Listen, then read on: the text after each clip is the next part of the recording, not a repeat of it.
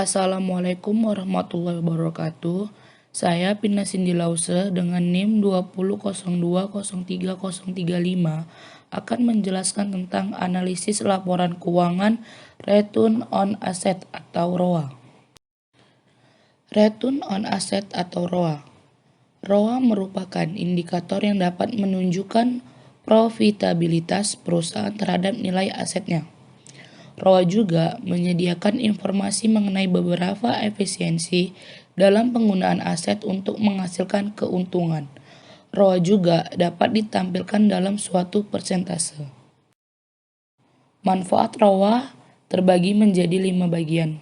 Yang pertama, sebagai alat analisis untuk menilai efisiensi penggunaan semua aset perusahaan untuk kebutuhan produksi atau penjualan. Kedua, sebagai pertimbangan bagi investor dalam menilai kemampuan perusahaan dalam mengkoreksi aset menjadi profit. Ketiga, sebagai indikator keberhasilan manajemen perusahaan dalam pemanfaatan aset untuk meraih laba bersih. Keempat, dijadikan sebagai tolak ukur apakah perusahaan memiliki prospek bisnis yang baik di masa depan atau tidak. Kelima, menjadi cerminan kinerja profitabilitas manajemen perusahaan dibandingkan dengan pencapaian profitabilitas perusahaan lainnya. ROA memiliki keunggulan dan kelemahan. Keunggulan ROA sendiri yang pertama adalah ROA mampu memperbandingkan rasio industri. Yang kedua, ROA mampu mengukur efisiensi penggunaan modal secara menyeluruh. Nah, kelemahan ROA sendiri, yang pertama, ROA sangat dipengaruhi oleh cara depresiasi aktiva tetap. Kedua, di dalam ROA terkandung ROA yang cukup tinggi, khususnya dalam kondisi inflasi. Ketiga, ROA juga akan cenderung lebih tinggi karena penyesuaian harga jual. Rumus ROA terbagi menjadi 3. Yang pertama, laba bersih dibagi total aset. Yang kedua, laba bersih ditambah bunga dibagi total aset rata-rata. Yang ketiga, laba bersih tambah bunga atau satu tingkat pajak dibagi total aset rata-rata. Nah, contoh soal dari ROA sendiri. Misalnya saja, membandingkan ROA antara PT Indofood CBP Sukses Makmur Tbk atau ICBP dengan PT Unilever Indonesia Tbk atau UNVR. Keduanya merupakan perusahaan yang bergerak di bidang fast moving consumer goods atau FMCG.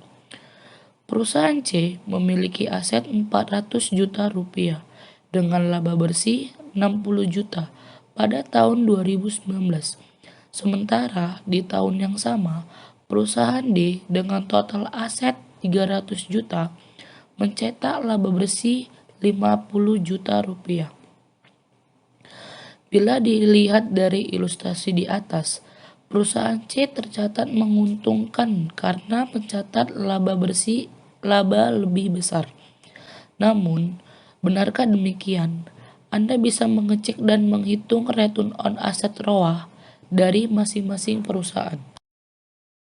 Penjelasan tentang contoh di atas. ROA perusahaan C dengan laba bersih 60 juta dibagi aset 400 juta dikali 100 sama dengan 15%. Sedangkan ROA perusahaan D laba bersih dengan 50 juta dibagi dengan total aset sebesar 300 juta dikali 100 sama dengan 16,6%. Dari perhitungan menggunakan rumus ROA di atas, bisa dilihat perusahaan C kalah efisien ketimbang perusahaan D. ROA perusahaan C sebesar 15%, sementara perusahaan D sebesar 16,6%.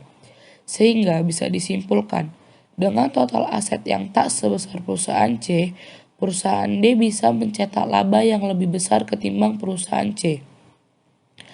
Hal yang sama berlaku sebaliknya. Dengan total aset yang lebih besar, ternyata perusahaan C tidak mampu mencetak laba yang nilai yang lebih besar ketimbang perusahaan D. Analisis Return on Asset atau ROA. Menurut Sherman 2015, terdapat 3 cara menganalisis rasio keuangan perusahaan. Yang pertama dengan Intercompany Analysis. Intercompany Analysis adalah suatu metode untuk membandingkan rasio nilai keuangan. Yang kedua ada Trend Analysis. Trend Analysis adalah metode untuk menilai nilai rasio keuangan suatu perusahaan selama periode tertentu. Yang ketiga ada Industry Comparison, adalah yang berfokus membandingkan ROA suatu perusahaan.